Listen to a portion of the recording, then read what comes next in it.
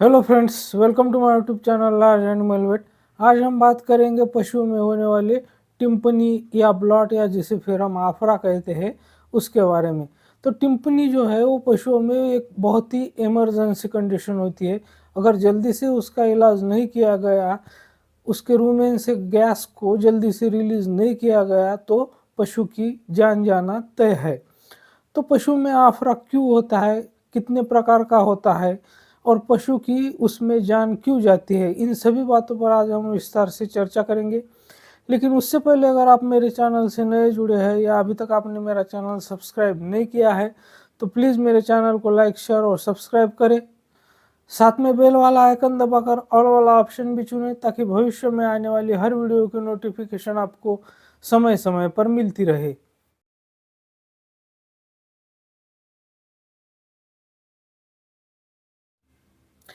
पशु के रूमेन में अनाएरोबिक माइक्रोबियल फर्मेंटेशन के द्वारा गैस और short chain fatty acid produce होते रहते हैं।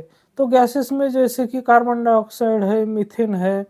तो आपको पता होना चाहिए कि पशु के रूमेन में एक दिन में लगभग 250 लीटर से लेकर 500 लीटर तक गैस प्रोड्यूस होता है। यानी कि एक दिन में पशु के रूमेन में लगभग 250 लीटर से लेकर 500 लीटर तक गैस तैयार होता है, बनता है।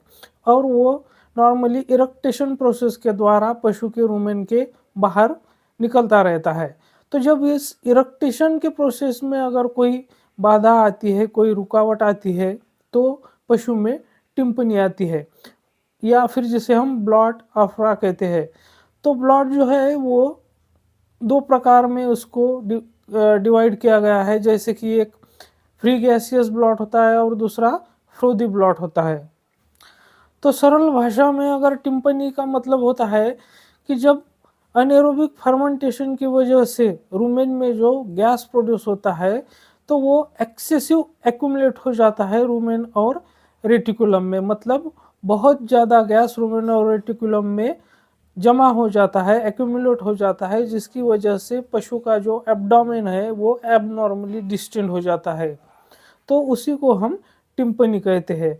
तो टिम्पनी क्यों होती है? तो एक तो जो गैस प्रोडक्शन है नॉर्मली जितना होना चाहिए उससे ज़्यादा अगर गैस प्रोड्यूस हो रहा है तो भी टिम्पनी हो जाती है। या फिर जो गैस उसके रूमेन से बाहर निकलने का जो प्रोसेस होता है जिसे इरेक्टेशन कहते हैं, तो उसमें अगर कोई ऑब्स्ट्रक्शन आ जाता है और उसकी वजह से गैस रूमेन से बाहर नहीं निकल पाता है तो वो रूमेन में ही एक्यूमुलेट हो जाता है, तो उसकी वजह से टिम्पनी होती है। तो इन दो कारणों की वजह से पशु में टिम्पनी या ब्लॉट या अफरा होता है। तो अब हम बात करते हैं कि टिम्पनी कितने प्रकार की होती है। तो टिम्पनी दो प्रकार की होती है, एक प्राइमरी टिम्पनी और दूसरी सेकेंडरी टिम्पनी। तो प्राइमरी टिम्पनी कब होती है? जब पशु ऐसा कुछ खा लेता है कि जिसकी वजह से उसके रूमेन में एक्सेस अमाउंट में गैस बनने लगता है, बहुत ज़्यादा मात्रा में गैस बनने लगता है, तब वहाँ पर प्राइमरी टिम्पनी होती है।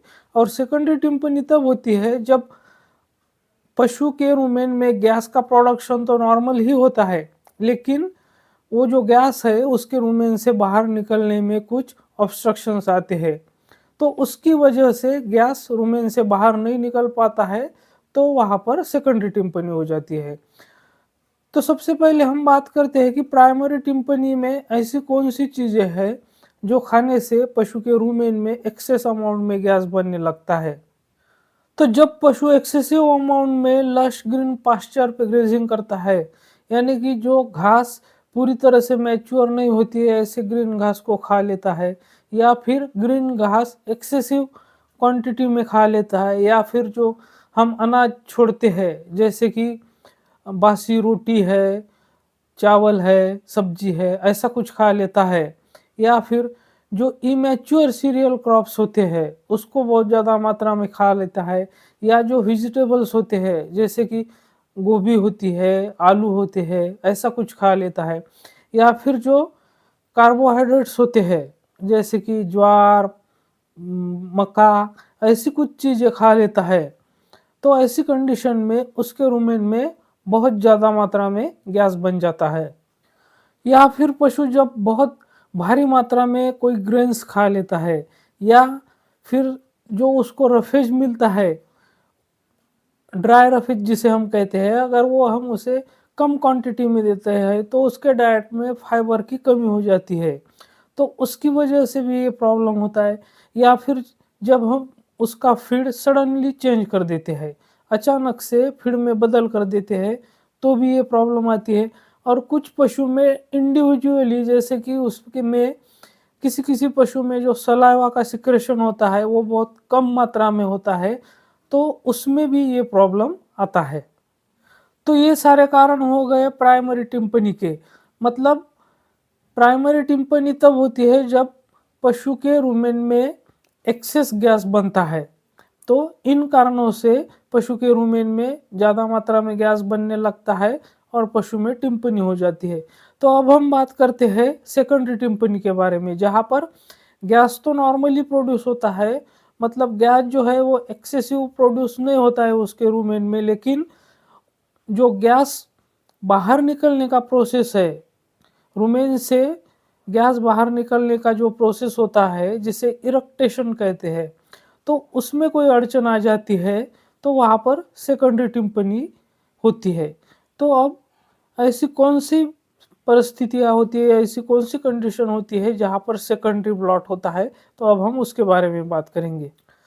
तो सेकेंडरी टिम्पनी का सबसे पहला कारण होता है इसोफेजियल ऑब्स्ट्रक्शन, या फिर जिसे हम चोक कहते हैं।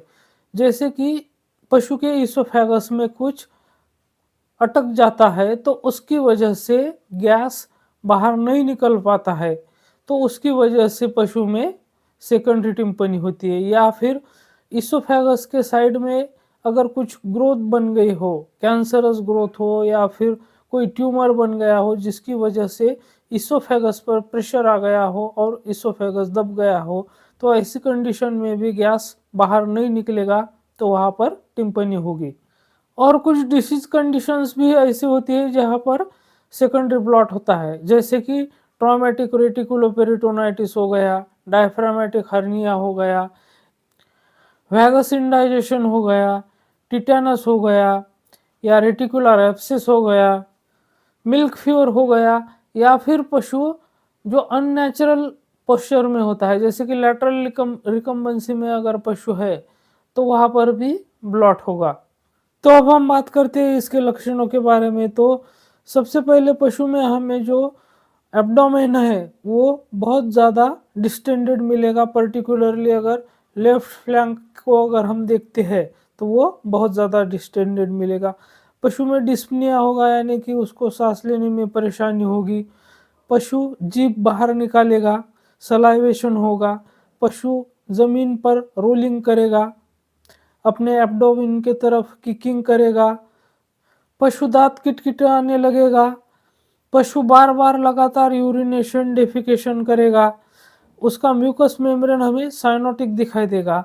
साइनोटिक का मतलब होता है कि ब्लूइश कलर का दिखेगा। तो ब्लूइश कलर का साइनोटिक म्यूकस मेम्ब्रेन दिखने के पीछे कारण ये होगा कि वहाँ पर हाइपोक्सिया होगा। जब रुमेन में बहुत ज़्यादा मात्रा में गैस भर जाएगा तो वो लंग पे प्रेशर क्रिएट करेगा और जो ऑक्सीजन का सप्लाई है वो उसके बॉडी में कम होने लगेगा। इसकी वजह से उसका म्यूकस मेम्ब्रेन ब्लू कलर का दिखने लगेगा, जिसे हम साइनोटिक म्यूकस मेम्ब्रेन कहते हैं। पशु के हार्ट रेट और रेस्पिरेटरी रेट दोनों भी बढ़ जाएंगे। शुरू में जो रुमेन की मोटिलिटी है वो ज़्यादा मिलेगी, यानी कि रुमिनल मोटिलिटी इंक्रीज होगी, और बाद में कंप्लीटली उसके रुमेन की जो मोटिलिटी है वो अब्सेंट होगी, जिसे हम रुमेन की अटोनी कहते हैं। पशु स्कैंटी फीसेस पास करेगा, कभी कभी वहाँ पर डायरिया भी हो सकता है, और अगर हम परकशन करते हैं तो हमें वहाँ पर टिम्पेनिक साउंड सुनाई देगा। अगर हम निडल से उसका रुमेन पंचर करते हैं, लेफ्ट पैरालंबर फोसा में अगर हम निडल या फिर स्पाइनल निडल से या ट्रॉकर कैनुला से अगर वहाँ पर पंचर करते हैं, तो अगर फ्रोदी ब्लॉट होगा तो सिर्फ थोड़ा सा गैस बाहर आएगा, और अगर फ्री गैसियस ब्लॉट होगा तो वहाँ पर बहुत सारा गैस उस निडल के थ्रू बाहर आएगा। तो अब हम बात करते हैं कि टिम्पनी में पशुओं की मौत क्यों होती है। तो रुमेन में एक्सेसिव एक्यूमुलेशन ऑफ गैस की वजह से क्या होता है कि एब्डोमिनल कैविटी और थोरेसिक कैविटी के ऑर्गन्स कंप्रेस हो जाते हैं और जो एब्डोमिनल कैविटी के ऑर्गन्स होते हैं उनका ब्लड सप्लाई कॉम्प्रोमाइज़ हो जाता है। तो अगर शॉर्ट में कहने का मतलब ये है कि उसमें जो पल्मोनरी फेल्योर की वजह से हाइपोक्सिया होता है तो उसकी वजह से पशु की मौत होती है। यानी कि रुमेन में एक्सेसिव गैस एक्यूमुलेट होने की वजह से लंग पे प्रेशर क्रिएट होता है और वहाँ पर ऑक्सीजन जितनी मात्रा में चाहिए वहाँ पर नहीं मिलता, तो वाइटल ऑर्गन्स जो होते हैं। तो अब हम बात करते हैं कि टिम्पनी में पशुओं की मौत क्यों होती है। तो रुमेन में एक्सेसिव गैस एक्यूमुलेशन होने के कारण थोरेसिक और एब्डोमिनल कैविटी के जो ऑर्गन होते हैं वो कंप्रेस हो जाते हैं और जो एब्डोमिनल कैविटी के ऑर्गन है उनका ब्लड सप्लाई जो है, ब्लड सर्कुलेशन जो है वो कॉम्प्रोमाइज़ हो जाता है। तो बॉडी में हाइपोक्सिया हो जाता है और पल्मोनरी फेल्योर की वजह से जो हाइपोक्सिया होता है उसकी वजह से पशु की मौत होती है। तो अब हम बात करते हैं इसके ट्रीटमेंट के बारे में। तो सबसे पहले यहाँ पर हमें, जैसे कि एक बहुत ही इमरजेंसी सिचुएशन है, बहुत ही इमरजेंसी कंडीशन है, अगर जल्दी से रुमेन से गैस रिमूव नहीं किया गया तो जो लंग पे प्रेशर क्रिएट होगा और वहाँ पर पशु को सांस लेने में तकलीफ होगी, पशु सांस नहीं ले पाएगा तो दम घुटने की वजह से उसकी मौत हो जाएगी। तो उसके लिए सबसे पहले हमें 16 नंबर की नीडल से या ट्रॉकर कैनुला की मदद से लेफ्ट जो पैरालंबार फोसा होता है वहाँ से हमें रुमेन पंचर करके गैस को जल्दी से रिमूव करना होता है। और साथ ही में हमें एंटीहिस्टामिनिक जैसे कि क्लोरफेनिरामाइन मेलिएट आप जो स्क्रीन पर देख रहे हैं ये 10 से 15 ml इंट्रामस्कुलर लगाना होता है। पशु को जो तेल होता है जैसे कि ग्राउंडनट ऑयल का जो तेल होता है वो भी हम आधा लीटर पिला सकते हैं, या फिर जो रेडीमेड प्रिपरेशन मार्केट्स में अवेलेबल है जैसे कि आप ये स्क्रीन पर देख रहे हैं, तो इसको भी 100 ml हम पिला सकते हैं। जैसे कि आप मेरे हाथ में ये साइमेथिकॉन का सस्पेंशन देख रहे हैं जो कि न्यू ब्लॉट एसडी के नाम से है। तो ये 100 ml हम बड़े पशु में पिला सकते हैं, पशु अगर छोटा है तो उसको 50 ml पिला सकते हैं। तो इससे भी बहुत जल्दी जो गैस एक्यूमुलेट हुआ है वो रिमूव हो जाएगा। और अगर सेकेंडरी टिम्पनी है तो वहाँ पर हमें इसोफेगस में पाइप डालना होगा।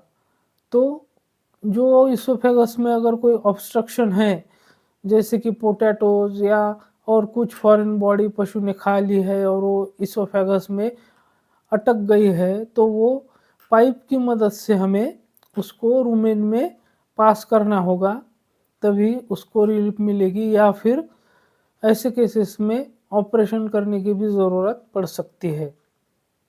तो मेरे साथ बने रहने के लिए आपका बहुत बहुत धन्यवाद।